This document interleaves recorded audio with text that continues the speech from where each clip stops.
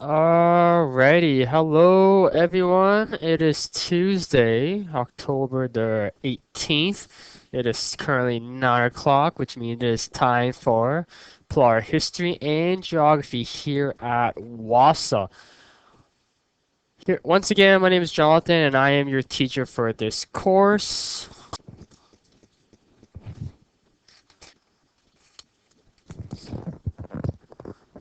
We are currently at week number 7, where today we'll be starting lesson number 5 in terms of geography.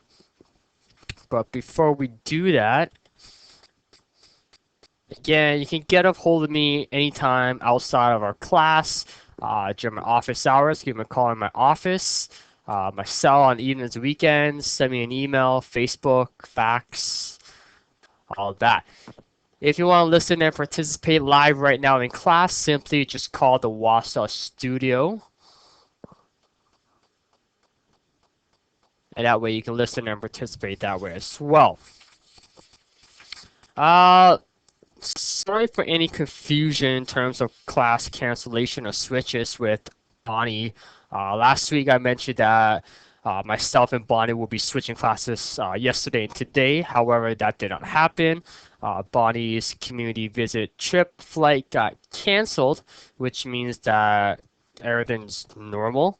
Bonnie did her class yesterday evening, and we're doing my class, PLAR History Geography, live right now. As of right now, the rest of this week, there will be no switches from what I understand. If there is, then that will take place, and I will hopefully remind the class in DSC of that. But in the meantime, no changes have been made. Another announcement, just a little update on my community visit trip. I noticed that we were supposed to go back in week 5 or so right after Thanksgiving, but that got canceled. However, do believe we got confirmation hotels have been booked, which means that next week on Tuesday and Thursday, myself and Barman Tuesday will be visiting Big Trout. Okay, so everyone Big Trout, look forward to seeing everyone, students, locals. Very excited to go visit Big Trout. This will be my first time there, so I'm super excited. So that's going to be next week, Tuesday and Wednesday. Again, flights haven't been officially be booked yet, but again, I will remind class and students of any switches or cancellation in terms of our class live, next class on Thursday. That's pretty much all the announcement I have for today. Other than the fact that the Jays won earlier this evening, so go Jays go. Other than that, we're gonna get started. Again, we're starting a brand new lesson, the very last lesson for this course in terms of the history portion. Sorry, the geography portion. We're looking at lesson number 5. We're looking at physical geography. Okay. Lesson number 5, physical geography, starts on page 40 in your textbook, and it goes all the way to the end of your textbook, which means that we'll be looking at physical geography, lesson number 5, geography, for the remainder of this course. So this week, next week, and the week after that. We've got 2 weeks left in this term. Some learning goals and expectation, basically, for this week, next week, and the week after that. But then the lesson, students will be able to understand topics such as resource management, conservation, protection, preservation, global warming, climate change, and some Canadian geographical landform as well. But today, our main focus is looking at physical geography. Oh, I gotta sneeze and it won't come out. Sorry about that, class.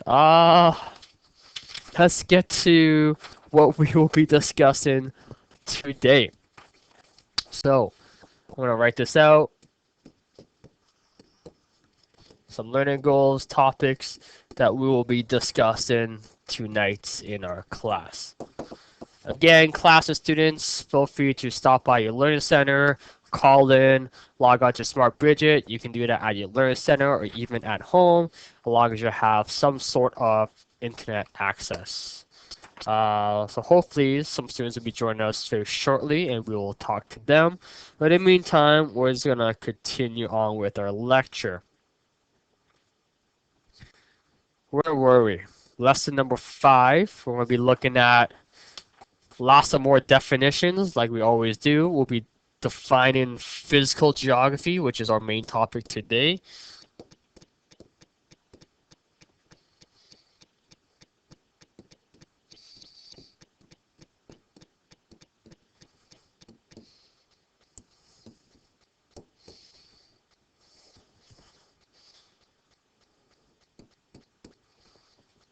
So physical geography, then we'll be looking at what is a region. Again, we'll define what that is. I'll give lots of examples in terms of what is a region. And we're looking at something known as regional diversity.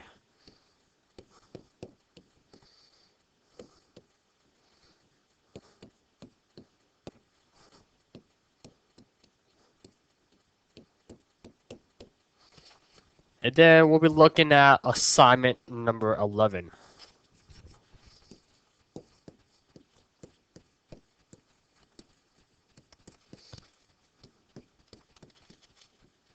Yeah, reminder to all students, continue to work on your assignments for history and geography.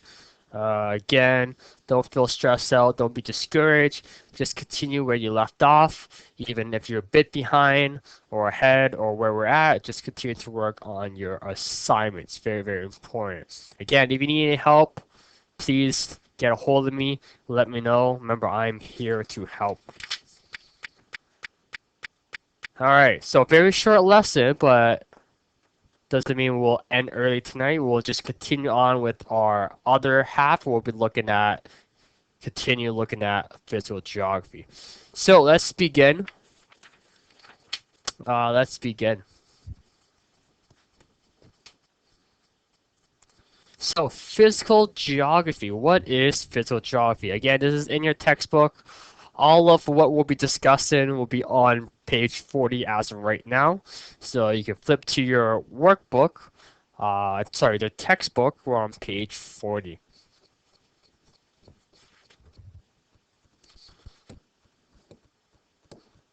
Make note of what is physical geography because you will be defining it in terms of assignment number 11.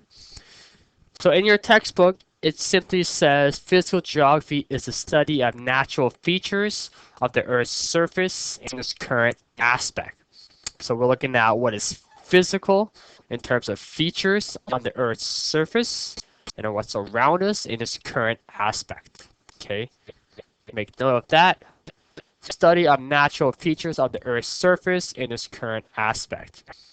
Again, that can include a whole wide range of variety of topics, such as land formation, regions, environment, climate, plants, humans, animals, living organisms, and how that all relate to the land that we live on.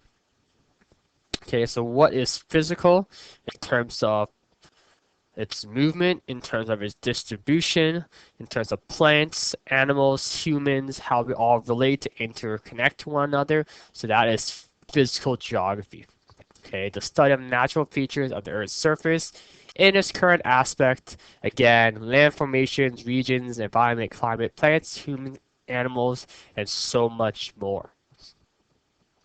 Okay, so make note of that. Page 40 at the very top. Find what is physical geography. Okay, physical geography.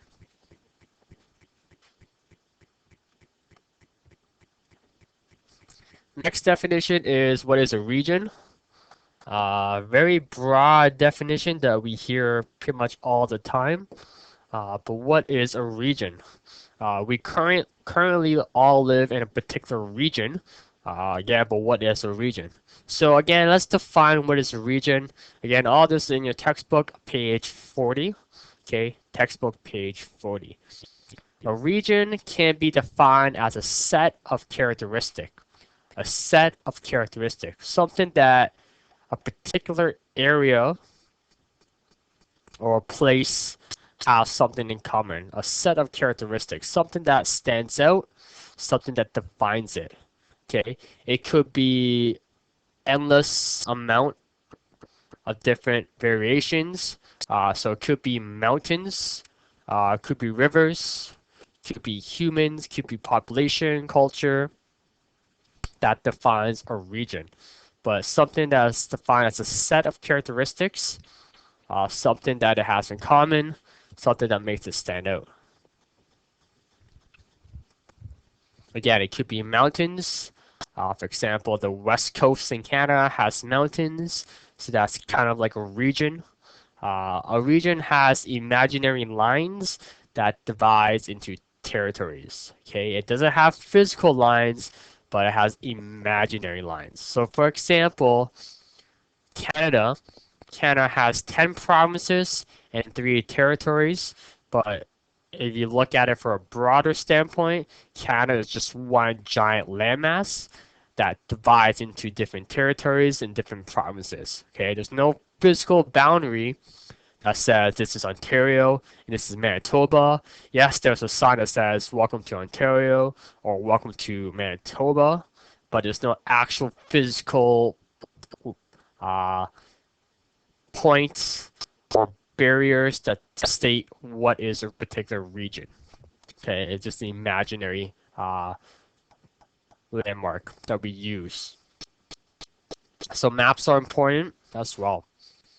But what we need to define is what is a region. Again, defined as a set of characteristics. Could be mountains, rivers, certain population. So, for example, in northwestern Ontario, here in Sioux Lookout, we have a lot of indigenous population compared to southern Ontario, where there's not many. Northern Ontario has colder climates compared to southern Ontario, stuff like that. Okay, I'll give more example of that very shortly. But on my screen, you can see that there's a map of Canada. Again, something that we should understand and know in terms of what province is which territories are which, and which region each province are located. Okay, so yeah, Canada's very massive.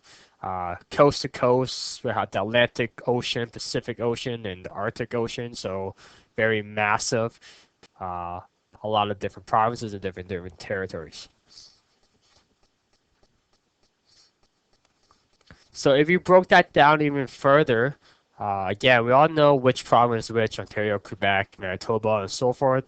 But if we broke those provinces and territories down even further, we can look at different regions. Okay, so we can look at the Pacific region, which is the West Coast. Okay, so that pretty much involves BC, so that's the West. Okay, Pacific region. Then we got the Atlantic region, which is like the East Coast. So Newfoundland, Nova Scotia, New Brunswick, PEI, that's considered the East Coast. Then we have Ontario, which is like central.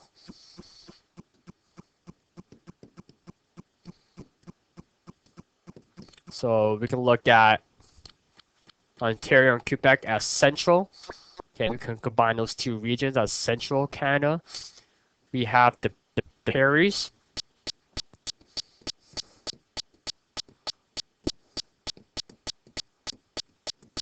Okay, which can include Manitoba, Saskatchewan. Then we have the Arctic region.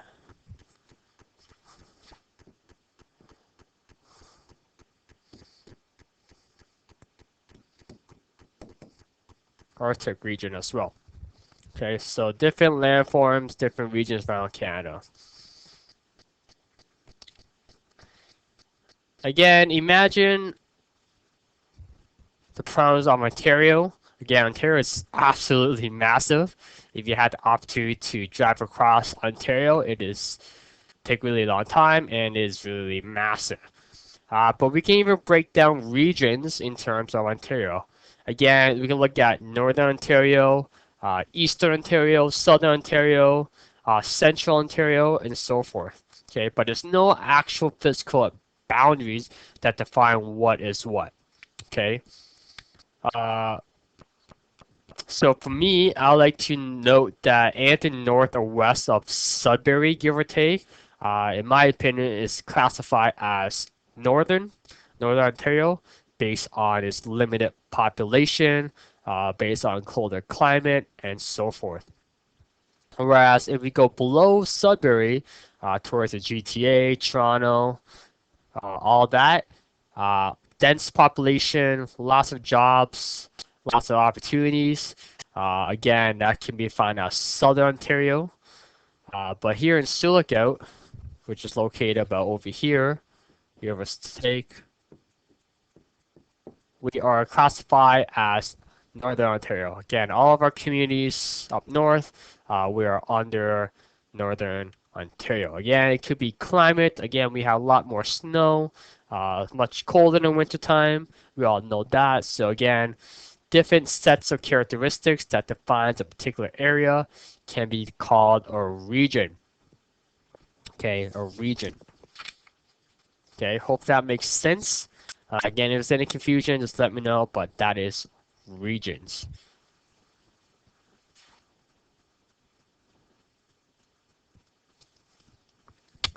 The last topic we're going to talk about for this section for tonight is regional diversity. Regional diversity within Canada. Okay, so two fancy words. We got regional and we got diversity. So region, we just define what is a region. So we're going to take that definition and what we just learned and apply in terms of diversity. Again, diversity is very important. Diversity means the inclusion of everyone based on their difference, based on culture, ethnicity, religion, and all that, gender, race, in terms of that. But we can even break that down into more factors such as regional or regions. So regional diversity in Canada simply means that Canada has different region based on its diversity. Okay, so again, Canada is big, multicultural, but we can break that down into diversity. So there's many factors that we could take into account. So one, we got climatic regions. So here in Canada, depending on where we live, it could be hot, cold, cool, depending on which season it is and which time of year it is. Here, even in northern Canada. So here, for example, in Silicon, we already had a bit of snow. Obviously, that didn't last. I'm not too sure if communities up north have snow. Maybe some do, maybe some don't. But again, different temperature, different climate. I know that in southern Ontario, for example, in Toronto, they are definitely above seasonal, where they're sometimes still in the 20s. Okay, so again, we're definitely not in the 20s here in Suco. We're in the single digits. Again, different regions, different areas, different climates. Again, especially on the west coast and the east coast, it definitely rains a lot. So again, taking that into account. Number two, cultural regions. Again, Canada is very unique in terms of its diversity. We are a multicultural country where we respect the difference and diversity of others. Again, everyone within our class comes from a different background, different tradition, different culture, and we must respect that and take that into account. Again, we can also apply that when looking at regional diversity, cultural religions, cultural regions. Again, people from different countries. For example, going back into indigenous population. Again, lots of First Nations reserve communities here in northern or northwestern Ontario compared to other places as well in terms of within this province. Again, taking that account in terms of culture. And then lastly, number three, tropical graphical regions. simply means that, again, Canada's massive and we have lots of different landforms. Mountains, lakes, Arctic regions, lowlands, trees, you name it. Okay, so again, depending on where we live in Canada, we have different types. Mountains on the west coast. We have lakes absolutely everywhere, especially here in Lookout. Lakes we can go fishing, Arctic region, especially territories, Yukon, Nunavut, okay, and the lowlands, okay, dense populated areas in southern Ontario. So again, different regions in terms of its diversity, in terms of its difference. Again, that's on page 40. Again, make note of that as well. So all these factors, there's so much more coming to play when looking at regional diversity. Questions? Awesome. Awesome. And that pretty much sums things up in terms of assignment number 11. Okay, first assignment for lesson 5 is absolutely short. It doesn't get simpler than this. Okay, 9 marks, 4 questions. You can do all these questions right now and finish off this assignment. So, question number 1 asks, what is physical geography? Again, define it. You can say physical geography is, again, detailed sentences.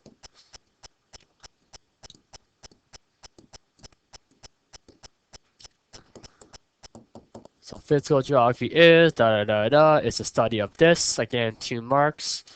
Number 2, what is a region? Again, sentences.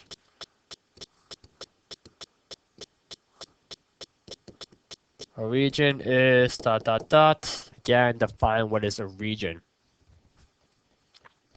Number 3 simply says name 3 of Canada's different regions.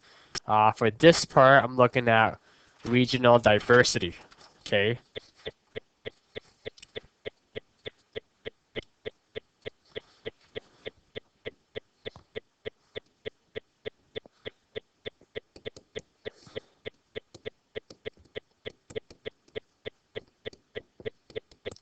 Okay, so we just talked about 3 topics with terms of regional diversity. What are they? Okay, a mark for each. And question number 4 is like an opinion question. Why do you think Canada has so many climates? Okay, I'll leave that up to you to think about and for you to answer. So why do you think Canada has so many climates? Again, for these type of questions, you're using your critical thinking skills, your inquiry processing thinking skills,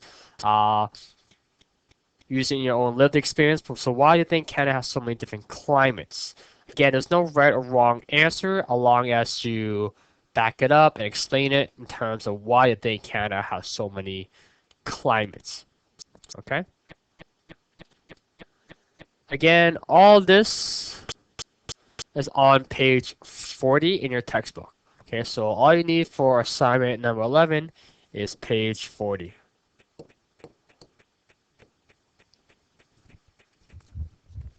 Okay, so are there any questions in terms of assignment 11? So what is physical geography? What is a region?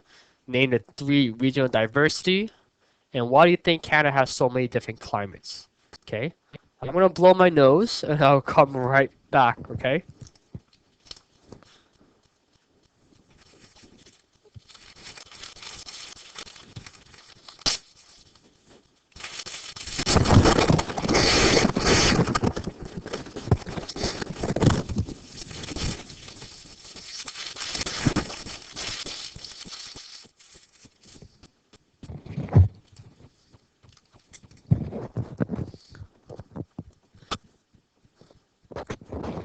So feel free to take a couple moments to look at those questions on assignment 11 in your workbook. Feel free to work on it. Again, any questions, just let me know. But in the meantime, we're going to continue moving on to our next topic. Okay, so we're going to look at topics in regards to assignment number 12. Okay, so again, feel free to continue to listen to our lecture But again, feel free to continue to work on your assignments at the same time. So let's continue. We're going to look at our next topic in terms of assignment 11. A couple things that we're going to look at. I'm just going to jot this down. Landforms. Again, more definitions. But we're kind of looking at in terms of Canada and Canada geographical geography. We'll define what is escarpment. Unique landform based on erosion.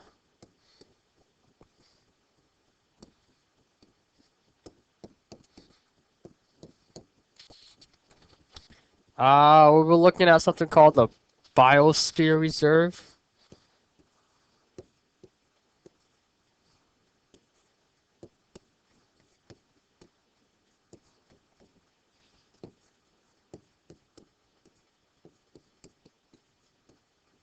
Again, that relates to sustainable living, conservation, and protection. And we're talking about rocks, types of different rocks. There are 3 different types of rocks. We'll be looking at each one. So all this are topics that we'll be looking at in terms of assignment number 12.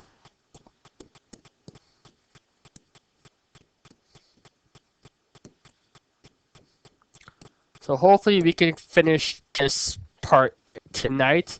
If not, that's right. We'll just finish it off next class on Thursday. Okay?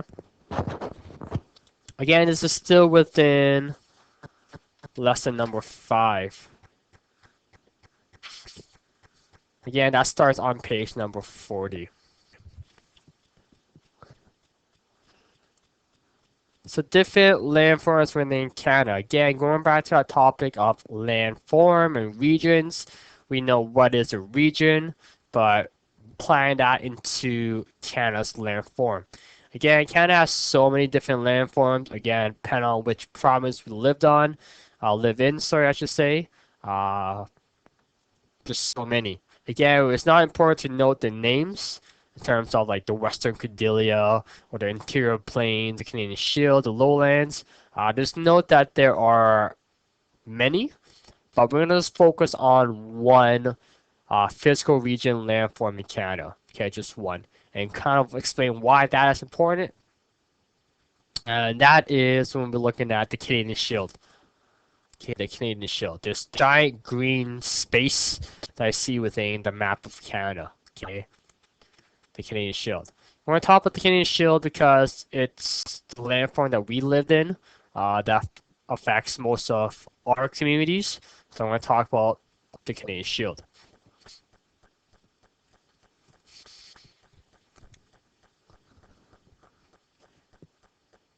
So landform regions can be defined as an area of land that has major surface features, area of land that has same major surface features.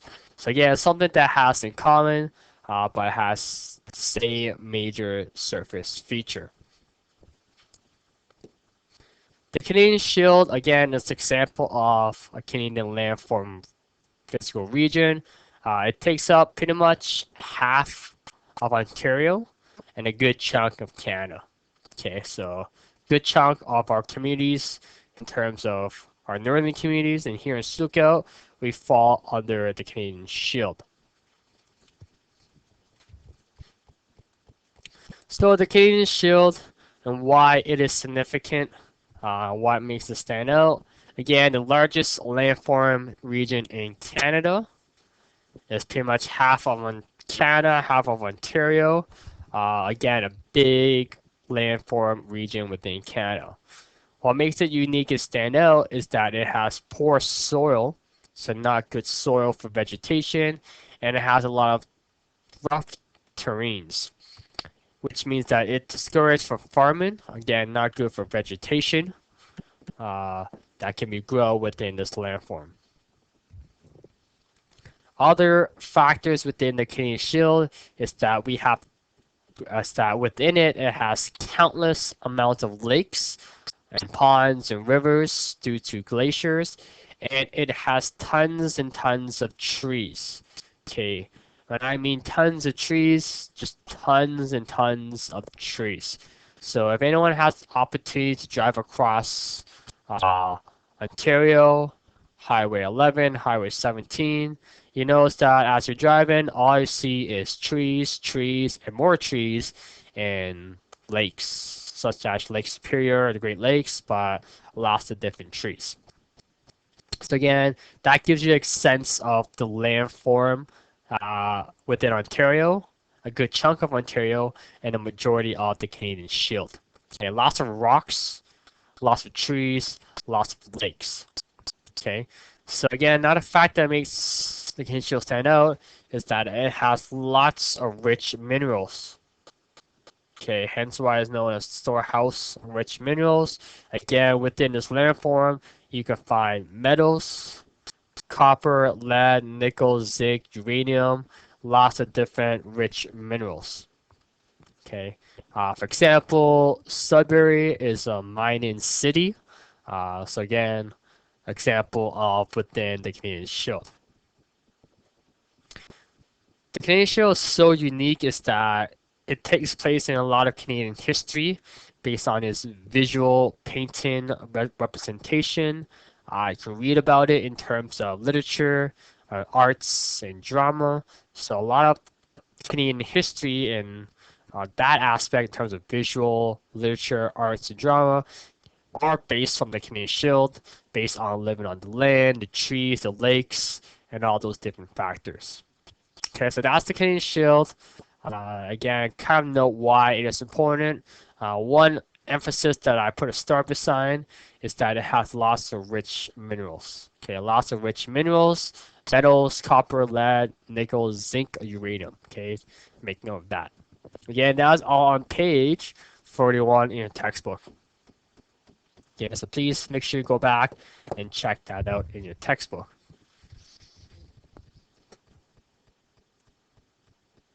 All right, next slide. Moving on, next slide.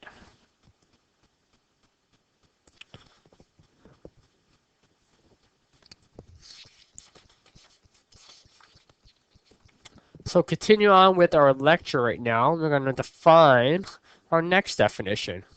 Okay, a lot of definitions that we are going to define, as you can see and note.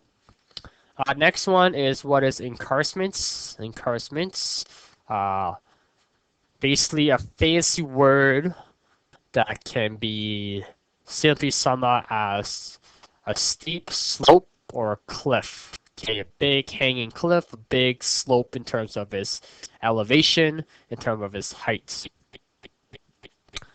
So what makes encarcement unique is that it is made from the effects of glaciers that have retreated during the Ice Age period.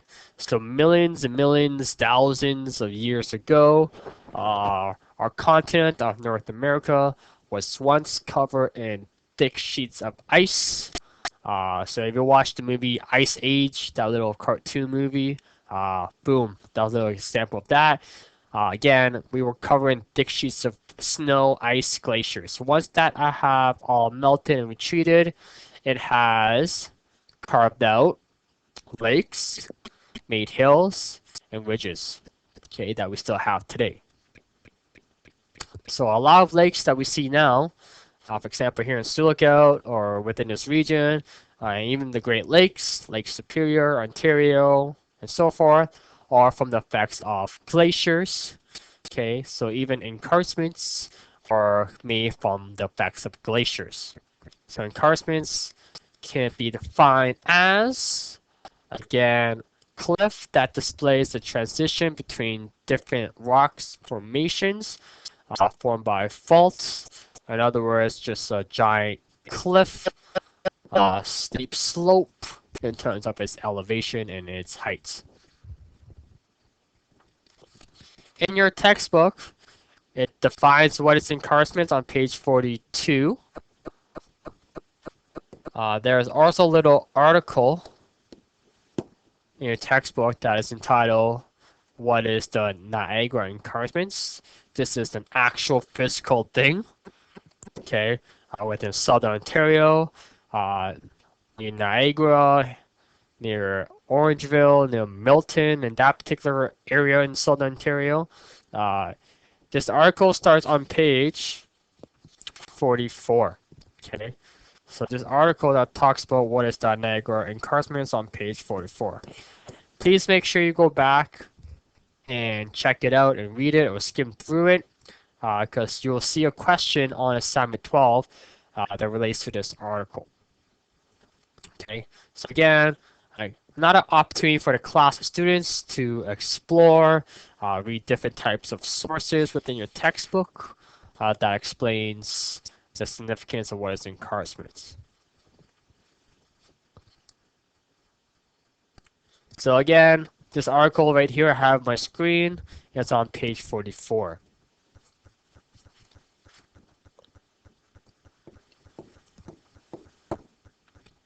So again, make sure you go back and check it out. I am not going to read this article right now in class. However, if someone wants to do like a share reading or read out loud together, I'm all for it. We can do that. But I'm not just going to simply stand here and sit here and read this article. But if someone or some students wants to read it together, I am all for it because it improves our reading skills and our literacy skills. So we can read parts of it together. But I'm, again, not just going to sit here and read the article. But again, make sure you go back and check it out.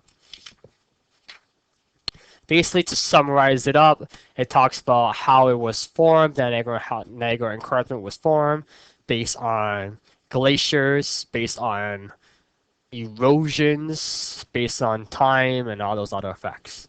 Okay. Questions about that so far?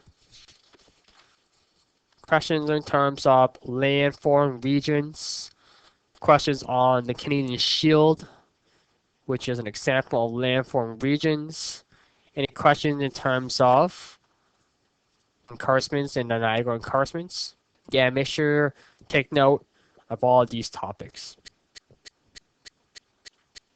Alrighty. Again, just some pictures to illustrate escarpments. Again, note how far it is. It's over 700 kilometers long. Note the height and elevation of the pictures. Again, the rocks. That is escarpments, steep. Again, glaciers, thick sheets, super thick sheets of ice. An example of hoodoos in Drumheller, based on the effects of erosion, the effects of weathering, how it rains and erodes away. Again, all those topics all play into effect. Okay, and there are pictures in your textbook, so hopefully those illustrations, they're not in color, but hopefully they do explain, help you with the visual representation of the definition. All right, next topic, next definition. The Biosphere Reserve. Again, this all comes down to ecosystem. Okay, ecosystem is basically the protection of parks, wildlife area, ecosystem. Okay, and then we also have biosphere, which is a part of our planet that we support life, how we should live and survive with nature. So I noticed that we got Laura logged on to Smart Bridget. So we'll say hi to Laura. So hopefully she can hear us or see us, to see our notes. Hopefully we can help Laura if she has any questions with that as well. And just a reminder, like always, again, feel free to call the Wasso Studio. That way you can hear and listen. You can log on to Smart Bridget. You can't see me, I can't see you, but you can see my screen, my smart board, my notes, what I'm writing, what I'm circling, and highlighting as well. However, with Smart Bridget, you can type answers or questions, you can gain control of my smart board. At the very top, there's a little taskbar and so forth as well. Okay, again, please take advantage of all those. Okay, we're using a lot of different technologies within our classes. Biosphere Reserve, let's define it. So the goal of Biosphere Reserve is protection. Achieve a balance between protection of significant ecosystem and development. Okay, so we want to protect something so that we can have it in the future for future generations so that it is not lost. So balance between protection of significant ecosystem and development. Okay. So there are three steps within the Biosphere Reserve. Again, this can be provincial, federal, all fall on the same protocol to an extent. So number one, the core area. Okay, core area. So core area within the Biosphere Reserve is designed to protect stream, rivers, valley, wetlands, forests, something that we want to protect. Okay, it could be absolutely anything. It doesn't necessarily have to be streams, valley, forests, and wetlands. It could be absolutely anything that we want to protect. So for example, we want to protect a tree. Okay, so visualize a tree that we want to protect.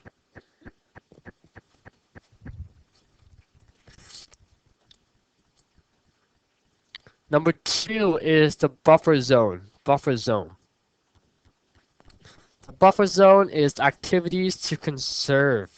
Okay, so we want to protect the trees. So these are activities around the trees that we want to protect. So different activities that we're using and utilizing to our advantage in order to conserve and protect this definite core area. And lastly is the transitional zone, where we basically involve local citizens, communities, management, developments to play a role as well. So we are expanding our protection in terms of different communities, management, companies, individuals to play a role as well. So myself, the class, we play a role as well. So all these factors come into play. Okay, so the core area, buffer zone, transitional zone. Okay, again, all this is on page 45 in your textbook. Okay, it defines what is the Biosphere Reserve. It talks about the three area or zones that are used in order to utilize the Biosphere Reserve. Okay.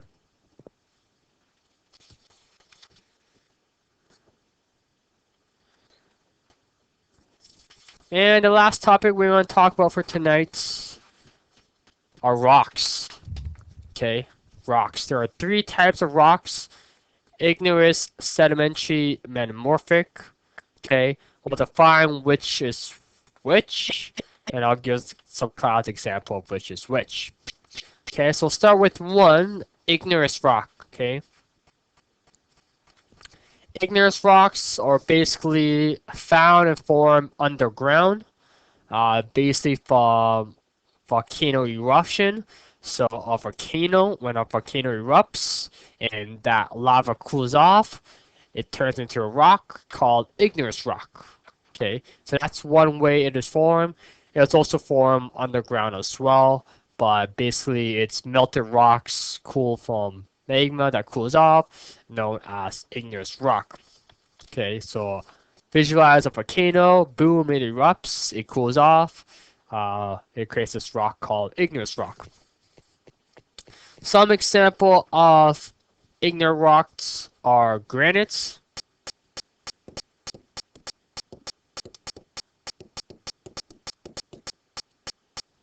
and basalt.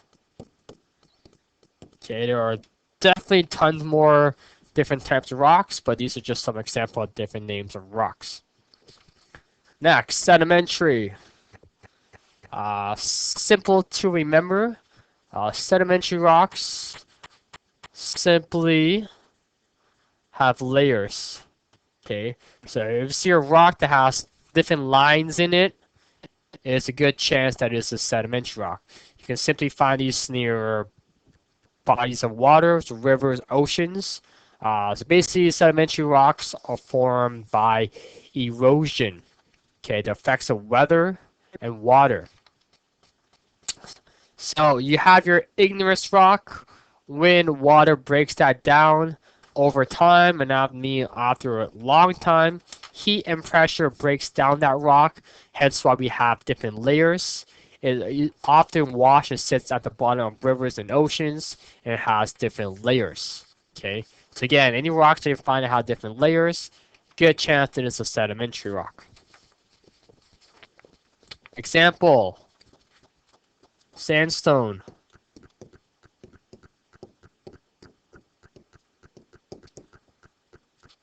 a limestone,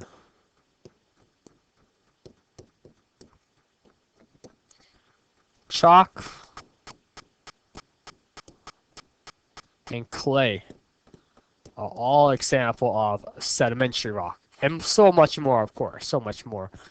But again, what we need to remember of sedimentary is how it's formed when water breaks down, has layers from heat and pressure, again, created by tons and tons of millions of times. Okay, doesn't just happen overnight. And lastly, metamorphic rock, basically any rock from either igneous or sedimentary rock that has been heated and has created pressure in order to create change. Okay, heat and pressure create change from igneous to sedimentary rock, hence why we have metamorphic rock. So marble,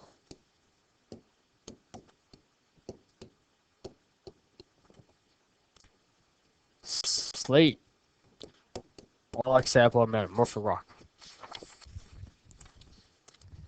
Again, all this is on page 47 where it talks about rocks, how it is created, how it is formed. Again, there are three types of rocks: igneous, sedimentary, and metamorphic. Igneous, sedimentary, metamorphic. Okay, know how each one is basically created. Okay, igneous from volcano, how it's erupted, cools off. Sedimentary, when water breaks it down. Metamorphic means change. Okay, heat and pressure creates change to the rock. Okay. All right, assignment 12. Assignment number 12. We're gonna go through these questions, and we're going to call it a night. Okay. Uh, Assignment 12 out of 21 marks. Again, bigger assignment, but basically all what we just talked about. So number one, why is the Canadian Shield considered Canada's stonehead metallic minerals? Again, we're looking at the Canadian Shield. Okay, why is it considered stonehouse of metallic minerals? 2 marks. Again, hint, it has lots of minerals. Think of minerals. 2, how were glaciers responsible for land formation? 2 marks. 3, what is an escarpment? And describe how it is formed. Again, all this is in your textbook, and all this is what we covered tonight. Number 4, from the article, what is the Niagara escarpment? Again, that article provide 2 causes of erosion to this landform. Okay, so make sure you skim through that article. Again, think of weathering, think of erosions. 5, what is the Biosphere Reserve? What is its goal? What is its purpose? So what is it? So define what is the Biosphere Reserve, its goal and its purpose, and then tell me the 3 zones and its description. Okay. Core area, buffer zone, transitional zone. 6 marks. And number 6, rocks. Okay, the name of each one. Igneous, sedimentary, metamorphic, and how each one is formed. All in your textbook, all what we talked about tonight. Very straightforward. Page 47. Okay, so that's right there, class. It's a start to lesson number 5, assignment 11, assignment 12. Uh, we'll definitely continue looking at topics within lesson 5 as we continue throughout this course. But in the meantime, just continue to work on these assignments and any other outstanding assignments that you may have. Alrighty. Are there any questions before we call it a night? Boy, I am definitely not feeling the greatest tonight, as you can probably tell. I got a stuffy nose going on right now. But yes, we will be here live. I will be here live with everyone on Thursday, same time, same place, for PLAR History Geography. And then reminder, probably next week, Barb and Tuesday and myself will be going to Big Trouts for a community visit. I will probably make an announcement on Thursday next class in regards to any class switches. I'll probably be switching classes with Angel probably the Wednesday and the Thursday. Okay, I'll make that official. All that next class on Thursday. Okay. Are there any questions? I'm gonna give the class a bit of time right now to work on these assignments while we're still here, and then we'll call it a night. Okay. So again, work on these questions, work on these assignments, work on all your assignments. Again, let me know if you have questions. Give me a phone call. If I'm not there when you're giving me a shout, leave a message and I'll get back to you as soon as I can. I will call you back. Email. I know that not many people have emails or use their email, but again, you can also get a hold of me by email. And Facebook. Again, I'm usually always on Facebook during my office hours. So again, send me a quick message in my inbox, and I can get back to you that way as well. Or if you're in Sea Lookout, feel free to swing by the Wausau office on Front Street next to the post office. Come say hello. I can help you in person. We can get through these assignments and so forth. Again, anyone that is eligible to write your tests, let me know. Or I can get a hold of you. That way I can send a test and you can do it and so forth. Okay? Again, all same expectation, all same routines. Okay? Any other questions before we call it a night? Again, thanks so much, class, for hanging in there with us. Again, we did lesson 5, assignment 11, assignment 12. We will continue with lesson 5 next class on Thursday. I'm going to stop it here. I'm going to call it nights, and I'll see everyone on Thursday. Okay, thank you.